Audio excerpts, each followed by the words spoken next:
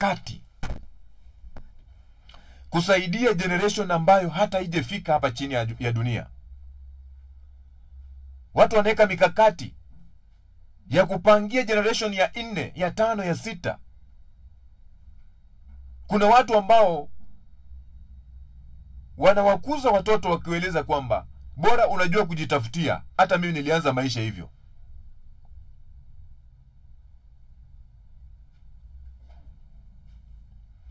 Ukishindwa mara moja haimaanishi umeshindwa maisha. Ndio chemsha bonge ya siku ya leo. Haimaanishi kwamba ukishindwa mara moja umeshindwa maisha. Usiishi kwa results za jana, hata kama ulifaulu jana. Huwezi kaa ukasema kwamba sasa unakaa kwa sababu sasa jana ulishinda, sasa leo utakula hiyo ambayo ulishinda hadi ishe utafute. Hiyo ni kasumba ya umaskini. Akili ya umaskini itakwambia wacha kwanza nile, kikisha naenda kutafuta. Ujumbe wangu leo, siku ya leo, ni ukishindwa mara moja haimaanishi umefeli maisha. Kwenye mashindano ya Olimpiki ya mwaka 2004, Mkanada Perdita Felician alikuwa mwenye matarajio makubwa. Ndiye mtu aliyetarajiwa kushinda medali ya dhahabu kwenye mbio za mita 100 za kuruka viunzi. Hii inatokana na sababu mbili. Moja ni kwa sababu katika mashindano yaliyopita alikuwa ndiye mshindi nambari 1. Kitu cha pili ni kwa sababu katika miaka 4 alikuwa yuko fit bila jeraha, akijiandaa na mashindano hayo. Huyu ni mwanariadha, amejiandaa. Mashindano yaliyopita alishinda. Mashindano ambayo yanafuatia hapo katikati, katika maandalizi, hakukuwa ana jeraha hata kidogo. Alikuwa kwa form yake. Siku hizi vijana alikuwa kwa form yake, bila jeraha. Alijiandaa kwa sababu ya hayo mashindano. Anasema kuwa alikuwa anafanya mazoezi kwa muda wote wa miaka 4, kwa muda wa masaa 6 kila siku, katika siku 6 za wiki fanya mazoezi, na alipopumzika siku moja tu katika wiki ndio siku alikuwa anapumzika, one day. Siku zingine zote ako kwenye mazoezi. Anatumia masaa 6 kila siku katika siku 6 za wiki kufanya mazoezi. Hata hivyo, msikilizaji, siku ya mashindano alianguka alipoanza kuruka kwenye kikwazo cha kwanza tu, ile hurdle ya kwanza. Kwenye hicho kikwazo cha kwanza alianguka. Alipoanza kuruka kwenye kikwazo cha kwanza tu alianguka. Sio tu yeye alishangaa na kupata huzuni, hata watazamaji na mashabiki ili washangaza sana. Alipokuwa akiongea na waandishi wa habari, badala ya kulaumu na kulalamika na kulalamikia kila kitu chochote, akasema, hata mimi nimeshangaa kwa nini imetokea hivyo, ila najua kila kitu kina sababu. Felicia alisema, hata mimi nashangaa mbona imetokea hivyo, lakini kila kitu kina nini? Kina sababu. Everything has a reason. Everything has a reason. Everything has a reason. Ila najua kila kitu kina sababu. Mwenyewe akasema, hii imenipa njaa zaidi jana ya kushinda, nahitaji niongeze bidii ya mazoezi.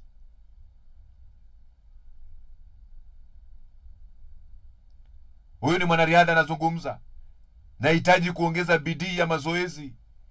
Nahitaji kuongeza bidii, imenipatia njaa zaidi ya kushinda, nahitaji kuongeza bidii ya mazoezi, na baada ya miaka 4 nitarudi tena uwanjani ili nipate dhahabu yangu.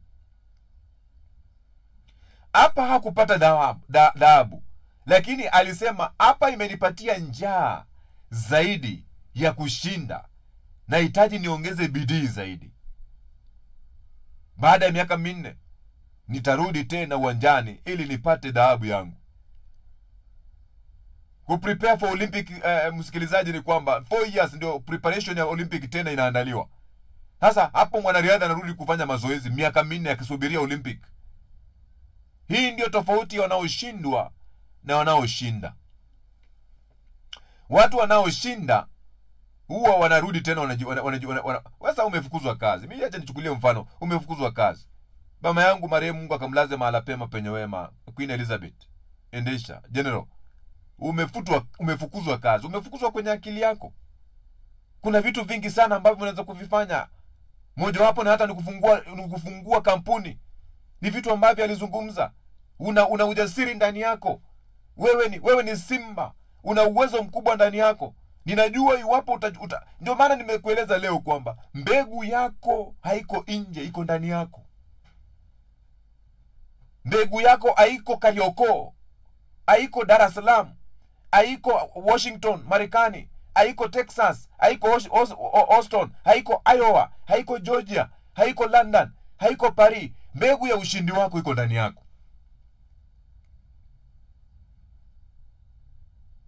Watu wanaoshinda ni watu ambao wanajua kwamba ninazungumza nini. Ukishindwa mara moja haimaanishi umefeli maisha. Ukifukuzwa kazi leo, haujafukuzwa kwenye fikra zako. Unaweza kujikusanya tena na kudirishia ulimwengu wewe ni nani, na uliletwa kufanya nini hapa chini ya jua. Mbona unakata tamaa? Jipange upya. Ulifeli biashara, ulifeli mahusiano, ulipoteza mtaji, ulifukuzwa kazi. Mimi kuna kipindi ambacho nilifukuzwa kazi, nikawa niko na biashara nafanya. Nimeandika wafanyakazi 10. Biashara ilikuwa inafanya vizuri sana. Hiyo nilikuwa sasa ndio main aso. Baada ya kufukuzwa kazi, hiyo nikakuwa main aso. Bomoa alikuja tarehe 1 mwezi wa 10, siwezi nikasahau. Nafukuzwa kazi tarehe 24 mwezi ukiwa ni wa Juni mwaka huu wa 20. Bomoa nakuja tarehe 1 Oktoba. Nikajipata nimerudi grounded, sina chochote. Mahala pa kuanzia apako sasa. Lakini si ukata tamaa, na siwezi kata tamaa. Ni sababu ya kujipanga upya. Ukifeli biashara, jipange upya. Mahusiano yako yamefeli, jipange upya.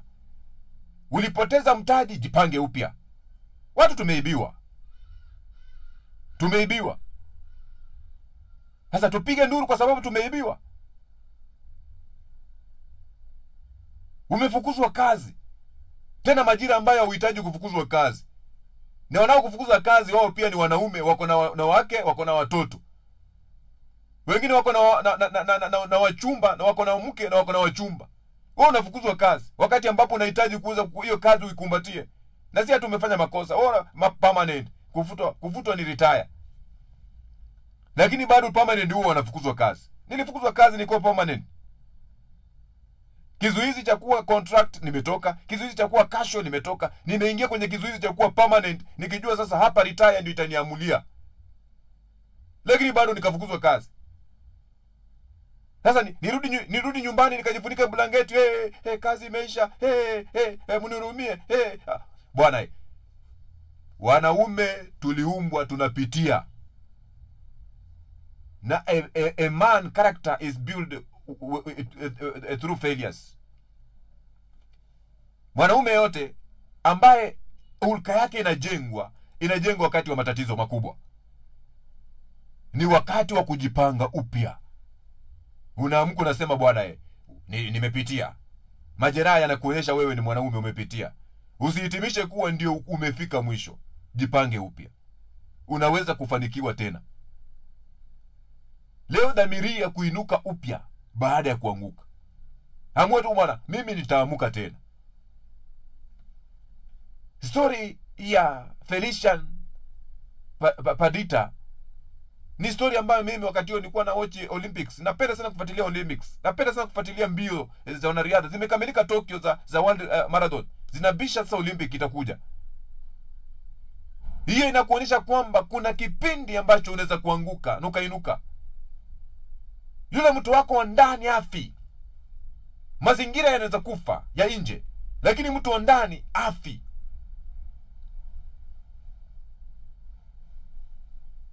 Mradi ungali hai, ndoto zako ziko hai. Wanaweza kupiga mtu wa nje, lakini hawawezi wakatoa kilicho ndani yako. Wanaweza kudhoofisha mtu wa nje, lakini mtu wa ndani anasimama. Na huyo ndio mtu wa ndani ambayo Mungu anazungumza, anasema kwa mbegu yako ya kufaulu haiko nje, iko ndani yako. Alaikum si matusi.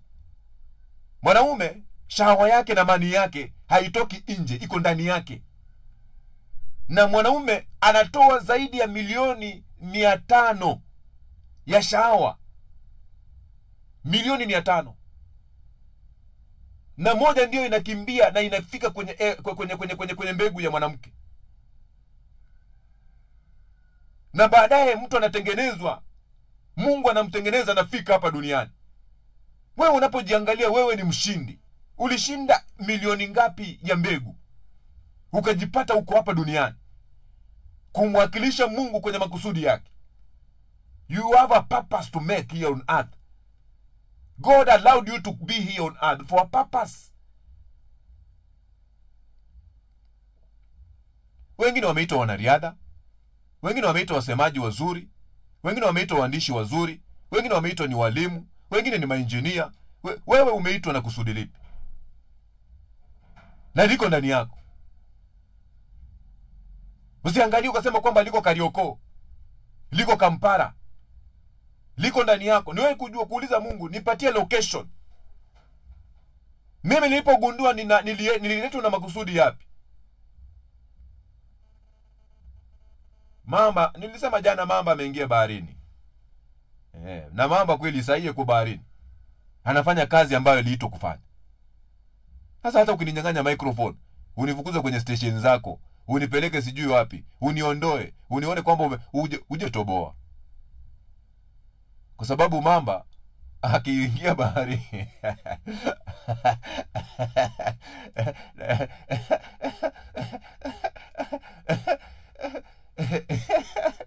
watu tumezimiwa paka microphone, naambia bwana hata usiingie hiyo studio.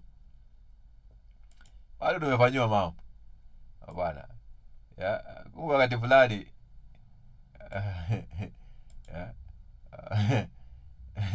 wacha niache hiyo. Acha niache. Mamba, usijele na mamba akiwa baharini. Na hiyo ndio chemsha bonge ya siku ya leo.